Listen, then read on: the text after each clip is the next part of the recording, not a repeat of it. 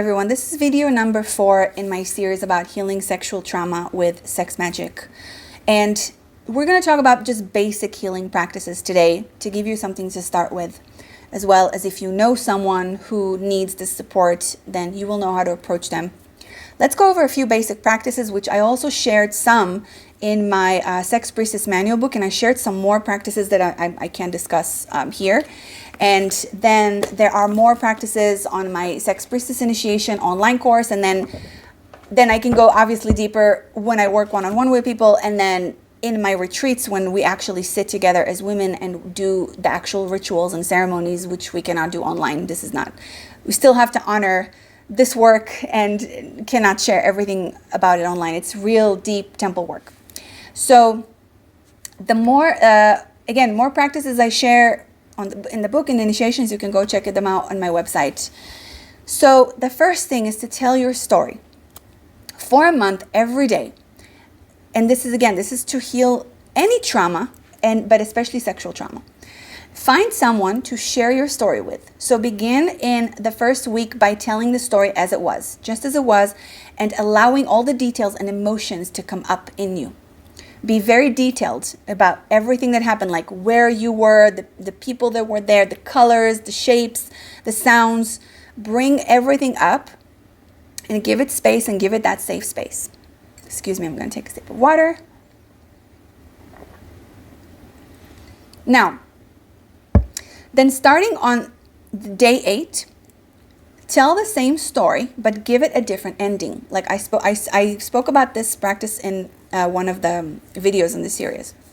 You can play with different endings until you find the one that feels the most right to you, the most real, and that feels the most empowering as well.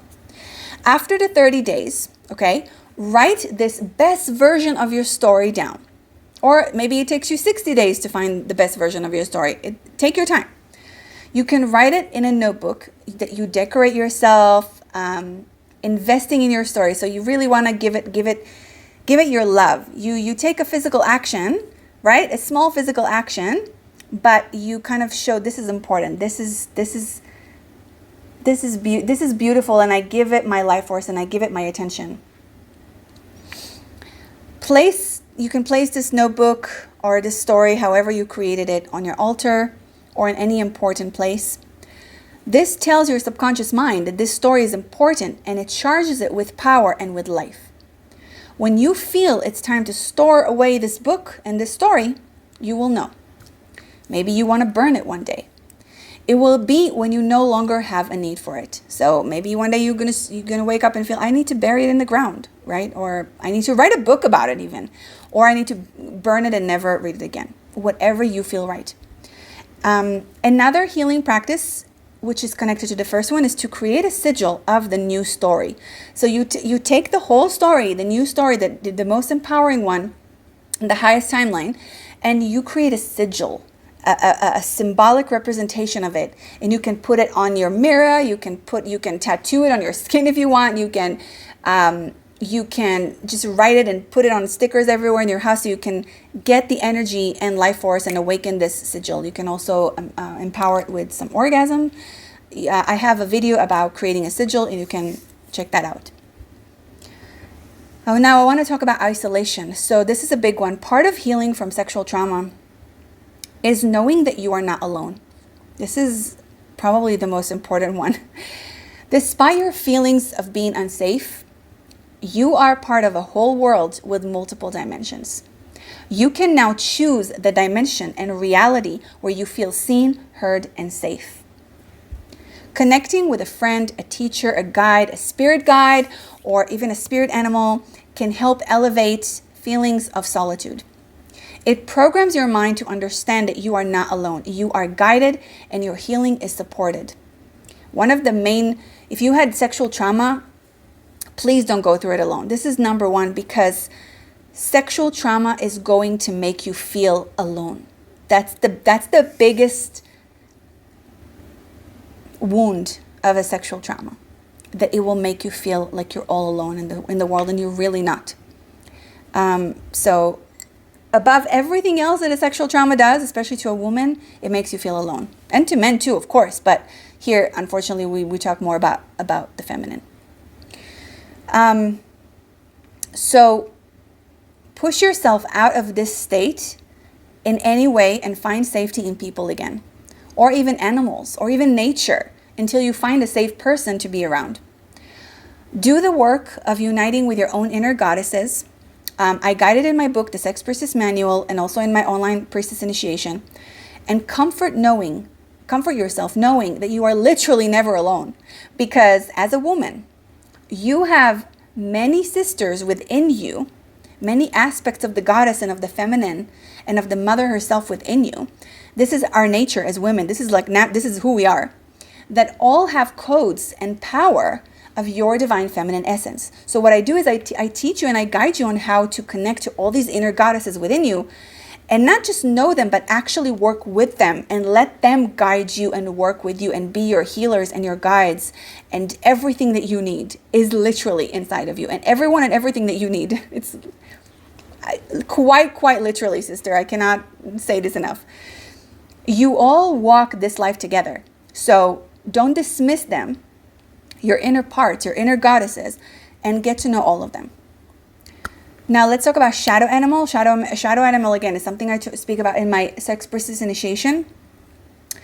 I have a spirit animal audio that you can get on my website, and it's simple, it's short, a guided meditation that will connect you with your spirit animal.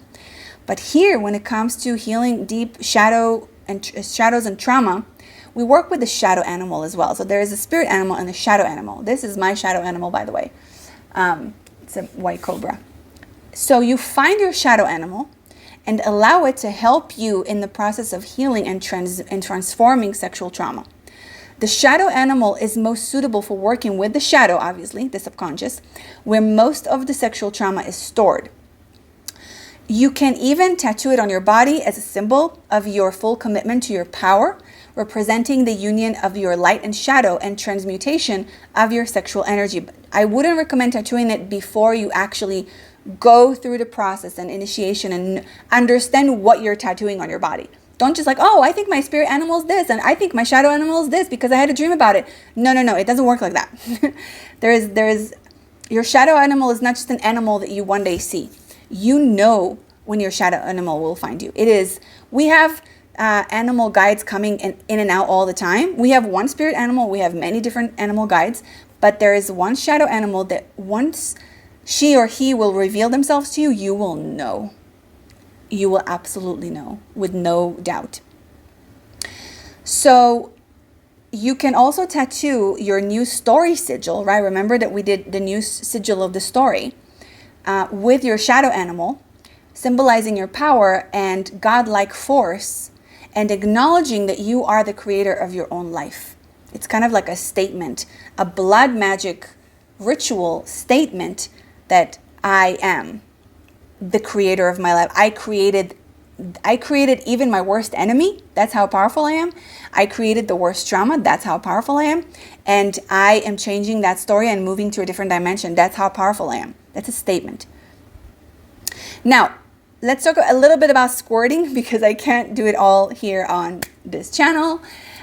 You can read about, I call it the Isis River, and you can read about it in my book, Sex Magic Evolution. It's the blue book. It's book number 1. And you can also read about it in the Sex Priestess Manual. So highly recommend to read about the Isis River, which is one of the best practices for clearing any sexual trauma from the body, from women, from the bodies of a woman. Very powerful practice. So eating trauma. Let's talk about eating trauma. Energetically, you want to minimize trauma and the energy of fear, okay? Especially when healing and transmuting from trauma, and especially from sexual trauma. Consuming animals and animal byproducts is detrimental at this time of evolution, especially when you're healing from trauma. When you consume animals, you digest death, suffering, and pain. You're essentially consuming severe trauma. That's what you're consuming. Even when you put some dairy milk in your coffee, you're consuming the energy of raping of a feminine creature taking away her baby once she's born, and then raping her again, and once she cannot have more babies anymore, they kill her. Look at that, like feel what I just said.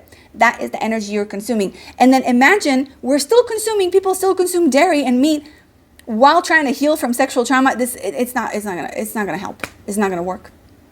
I mean, you're literally bringing more trauma into your body. We women are all connected through the wombs.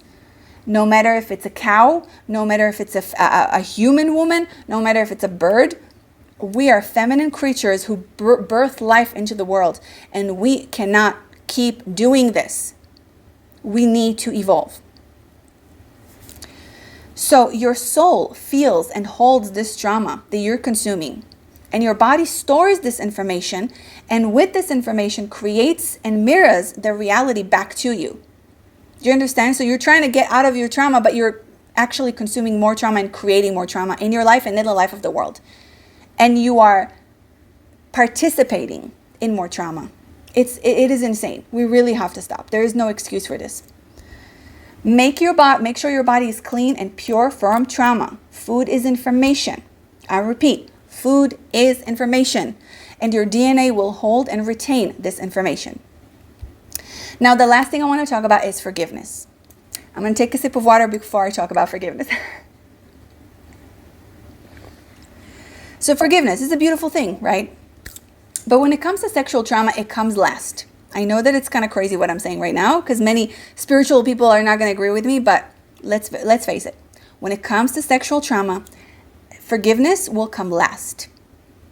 Many will try to tell you that you need to find forgiveness first, in order to heal, but I do not agree at all. It is a way to suppress the pain and bypass them, and essentially telling the victim that their anger is not valid. And also that feeling that feeling is not valid. So this is abuse. And it is emotional abuse in my view that triggers more pain and feelings of separation, because the victim cannot force forgiveness. You cannot force it, and telling them they must forgive is like adding to the feeling of feeling alone and misunderstood in their pain. You need to feel and process all the trauma and emotions that you have, no matter how strong they are, no matter how scary they are, because sexual trauma will bring a lot of scary shadows. There is no sugarcoating it, and no escaping, and no shortcuts. To true empowerment and awakening and healing, there's no shortcuts. There are many other practices that, again, I cannot share here, and that will appear insane to most people in this world, but they work. And this is thanks to the sisters. I can't even take credit for it. It's from the temple. It's from the sisters of the temple. And they move one from being trapped in trauma to liberation, and even being empowered from it. So thank you so much for watching this series of videos. I know they're pretty intense for most people to watch, and I really hope that we can reduce suffering and actually bring more love and support and light, which is truth and information, into the world. I love you so much. Please subscribe, like, and share so I can continue making these videos and share the work of the temple. And may the goddess bless you all.